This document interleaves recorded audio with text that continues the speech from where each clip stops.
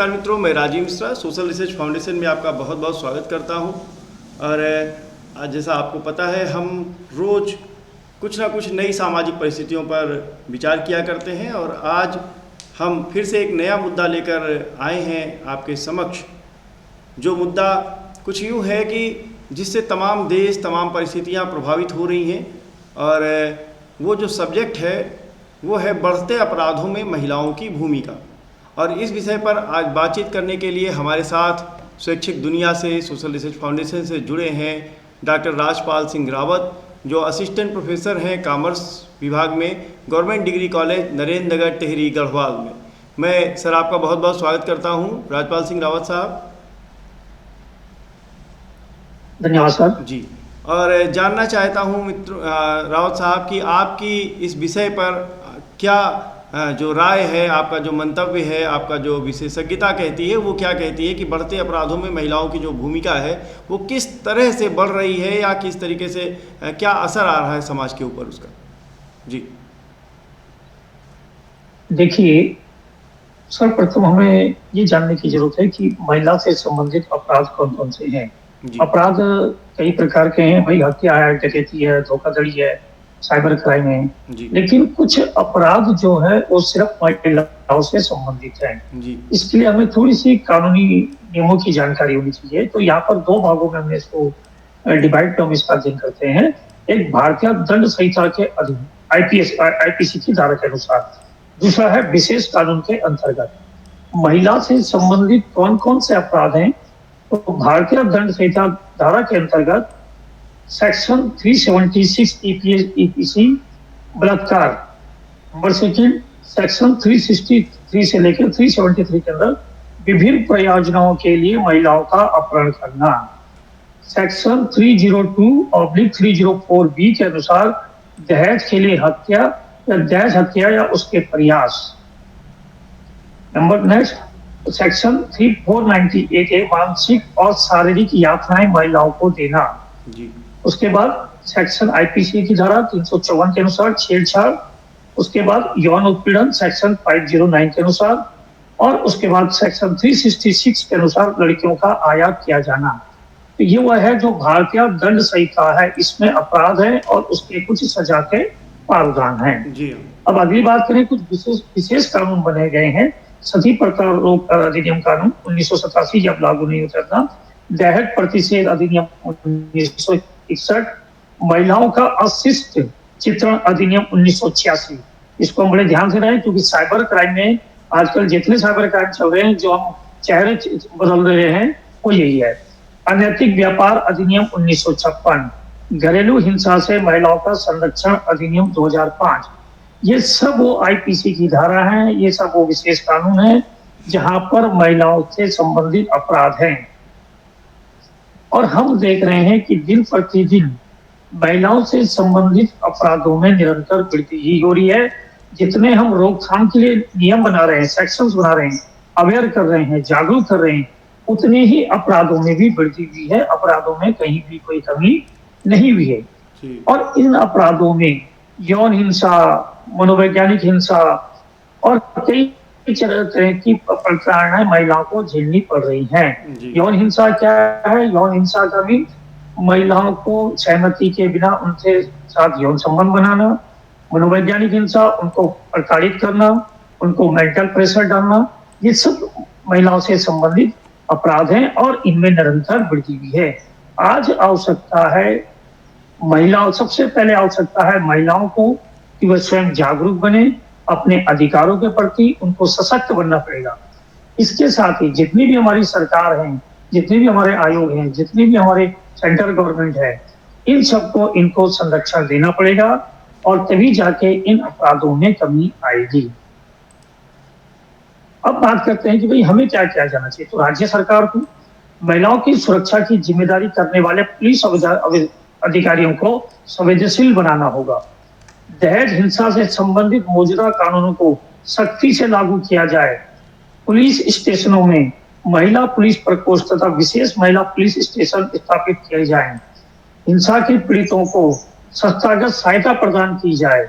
बलात्कार पीड़ितों को परामर्श प्रदान किया जाए। महिलाओं की तस्करी को खत्म करने के लिए कठोर कदम उठाने चाहिए। राज्यों को तस्करी के मामले पर सलाह देने के लिए राज्य सलाहकार समिति का गठन किया जाए। महिला पुलिस अधिकारियों की व्यापक भर्ती की जाए। महिलाओं के विरुद्ध अत्याचारों से निपटने के लिए विशेष कानून बनाया जाए। पुलिस कर्मियों को प्रशिक्षित किया जाए और जिस हिसाब से जितनी तीव्र गति से अपराध बढ़ रहे हैं उतनी तीव्र गति से उनके निर्णय नहीं आ रहे हैं। इनको फास्ट ट्रैक कोर्ट न्यायालयों की स्थापना की जाए। उत्तराखंड में भी एक केस हुआ था, अंकिता भंडारी हत्याकांड केस, अभी तक उसका निर्णय पेंडिंग है। पारिवारिक न्यायालयों की स्थापना की जाए। दहेज प्रतिषेध अधिनियम लागू किया जाए। तो राज्य सरकार की ड्यूटी है, भारत सरकार की ड्यूटी है कि वो इनको संरक्षण, ऐसा नहीं कि सरकार कार्य नहीं कर रही है। सरकार ने महिलाओं को संरक्षण देने के लिए विभिन्न प्रकार की योजनाएं निकाली है, विभिन्न प्रकार के कार्य की। और एक चीज ये भी है कि ये बहुत तीव्र गति से कार्य भी कर रही है। हमारा राष्ट्रीय महिला आयोग है, राज्य महिला आयोग है। अगर किसी महिला को कोई दिक्कत है तो महिलाओं की क्या ड्यूटी है, वो इन आयोग में जाएं, उनको इन आयोग के प्रति जानकारी होनी चाहिए। उत्तराखंड में महिला का आपका उत्पीड़न अगर कहीं होता है तो उसका हेल्पलाइन नंबर 1090 है। मैं स्वयं इसका साक्षी हूँ। अगर आप इस नंबर पर कॉल करते हैं तो वहां से आपको रिवर्ट कॉल आती है और वो आपकी क्वेरी को, आपकी शिकायत को ट्रैक करते हैं। वो आपकी शिकायत को आपके साथ अपडेट लेते रहते हैं। पुलिस महिला थाना उत्पीड़न है। महाविद्यालय में मैं राजकीय महाविद्यालय नरेंद्र नगर में हूँ, तो प्रत्येक महाविद्यालय में महिला उत्पीड़न समिति है, पोक्स एक्ट है, उसके बाद बाल विकास योजनाएं हैं। जिस भी विभाग में आप जाएंगे वहां पर महिला उत्पीड़न से संबंधित समिति है। तो प्रत्येक महिला की ये व्यक्तिगत जिम्मेदारी है, सरकार की, राज्य सरकार की, केंद्र सरकार की, इनकी तो जिम्मेदारी तय है। साथ में महिलाओं को भी अपने इन अधिकारों के प्रति जागरूक होना पड़ेगा और अपने अधिकारों के लिए उनको लड़ना होगा। अगर महिलाएं स्वयं ही शिकायत नहीं करेंगी, कई बार महिलाएं शिकायत नहीं करती, तो फिर वहां पर उनको इसके लिए जागरूक करना होगा और महिलाओं को इन सब के बारे में जानकारी होनी चाहिए। आज आवश्यकता है, आज समय है कि महिलाओं को सशक्त बनाया जाए। महिला को हर जगह अपनी भागीदारी देनी होगी। जिस प्रकार की बेटी बचाओ बेटी पढ़ाओ, शिक्षा का अधिकार, जितनी महिलाएं शिक्षित होंगी उतना वो अपने अधिकारों के प्रति जागरूक होंगी। मैं इससे पूर्व में एक दुर्गम महाविद्यालय में था। आज मैंने देखा है समाज में परिवर्तन आया है। महिलाओं की शिक्षा के स्तर में परिवर्तन हुआ है। महिलाएं पढ़ लिख रही हैं और जब जितना बेटी हमारी, जितनी बहनें हमारी पढ़ी लिखी होंगी उतना उनका विकास होगा। राजनीति में इनकी प्रतिभागिता बनाने की आवश्यकता है। ठीक है, सेंट्रल गवर्नमेंट ने, स्टेट गवर्नमेंट ने 33% रिजर्वेशन दिया है, लेकिन अभी भी कई जगह ऐसी हैं जहां पर एक सामान्य कोई सीट अगर घोषित की जाती है तो वहां पर महिला का जीतना थोड़ी दिक्कत करता है। तो हमें आवश्यकता है, महिलाओं को भी आवश्यकता है। आज गांव में ऐसा भी है कि जो वोट दिए जा रहे हैं वहां पर महिला अपने पति के कहने से, अपने पिता के कहने से वोट दे रही है। यहाँ पर महिलाओं को अपने मत का अधिकार देने का अधिकार होना चाहिए। जितना वो राजनीति में प्रतिभाग करेंगी और राजनीति में प्रतिभाग करने के पश्चात, जीतने के पश्चात पति प्रधान नहीं रहना है। अब आवश्यकता है पत्नी प्रधान की। महिलाएं सशक्त हैं, महिलाएं देश चला सकती हैं, महिलाएं अपना कार्य स्वयं कर सकती हैं। आज अधिकार है। इन मामलों में मैं देखता हूँ महिलाएं बहुत पीछे हैं। वित्तीय अधिकारों में महिलाओं को अपने वित्तीय निर्णय स्वयं लेने चाहिए। आज हम देख रहे हैं एक परिवार है, एक परिवार में बैंक में कहाँ एफडी होगी, कहाँ आरडी होगी, पैसा कहाँ म्यूचुअल फंड में लगेगा, इन्वेस्टमेंट में लगेगा। महिलाएं सिर्फ घर के खर्चे के लिए तक सीमित नहीं है, सिर्फ घर की सब्जी लाने तक के लिए सीमित नहीं है।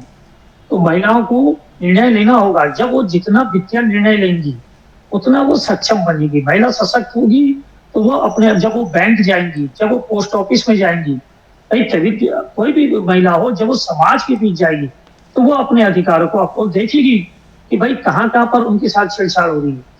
तो यहाँ पर अधिकार है वित्तीय अधिकार लेने की।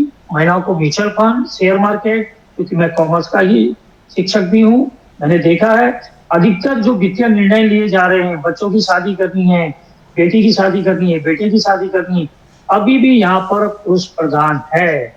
आज भी आवश्यकता है कि इन निर्णयों में महिला की सहभागिता ली जाए। संपत्ति में अधिकार सरकार ने घोषित कर दिया है कि महिलाओं को अगर आवश्यकता है तो संपत्तियों में भी अधिकार दिया जाए।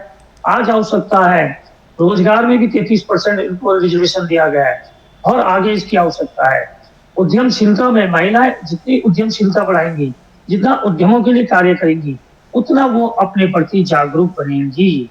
तो आज महिलाओं को 2 चीजें हमारे पास हैं, सरकार, चाहे वो केंद्रीय सरकार हो चाहे वो राज्य सरकार हो, उनको पीछे से कॉपरेट करना पड़ेगा। उसके पश्चात उन महिलाओं को इन सब का सहयोग करते हुए अपने को स्वयं आगे बढ़ाना पड़ेगा और ये उनको मोटिवेशन करना पड़ेगा। तो इस प्रकार से हम महिलाओं को आगे बढ़ा सकते हैं। इस तरीके से हम महिलाओं को आगे प्रमोट कर सकते हैं और प्रमोट हो भी रही है, ऐसा नहीं है। तो मैं यही कहना चाहूंगा, ये नवरात्र का पर्व चल रहा है। आज नवरात्रि के इस अवसर पर महिलाओं का, माता के हमारे 9 रूप होते हैं, शैलपुत्री, ब्रह्मचारिणी, चंद्रघंटा, कुरमुंडा, सुकंद माता, कल्याणी, कालरात्रि, महागौरी, सिद्धरात्रि। मैं महिलाओं को आज के दिन पे, सभी बालिकाओं को नवरात्रि के अवसर पर नमन करता हूँ और ये संदेश देना चाहता हूँ, अगर आवश्यकता हुई तो महिलाएं अपने अधिकारियों के लिए लड़ सकती है, महिला अपने आगे बढ़ सकती है। महिलाओं के लिए मेरा संदेश है, महिला हूं मैं लड़ सकती हूँ, महिला हूं मैं लड़ सकती हूँ, स्वयं का विकास में कर सकती हूँ, समस्या का सामना कर सकती हूँ, महिला हूं मैं लड़ सकती हूँ। तो महिलाएं अपने आप को कहीं पीछे ना समझे, लेकिन इन नियमों का फायदा तभी है जब महिलाएं इनके बारे में जागरूक होंगी, जब महिलाओं को अपने अधिकार पता होंगे। ऐसा नहीं है, राज्य सरकार, केंद्रीय सरकार के द्वारा कई योजनाएं हैं, कई चीजें ऐसी हैं जो महिलाओं के प्रति हैं, लेकिन आज दुख का विषय यह है, उन योजनाओं का उपयोग तो महिलाओं के माध्यम से की जा रहा है, लेकिन कर यूज पुरुष रहे हैं।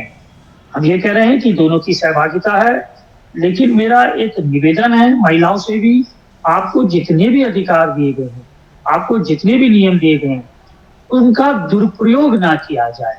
कई कई मामले ऐसे भी होते हैं जहां पर व्यक्ति पुरुष को बेकसूर फंसा दिया जाता है। ऐसे केसेस नहीं होने चाहिए।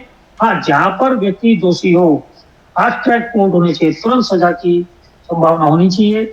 ये भी मेरे अपने व्यक्तिगत विचार हैं। धन्यवाद।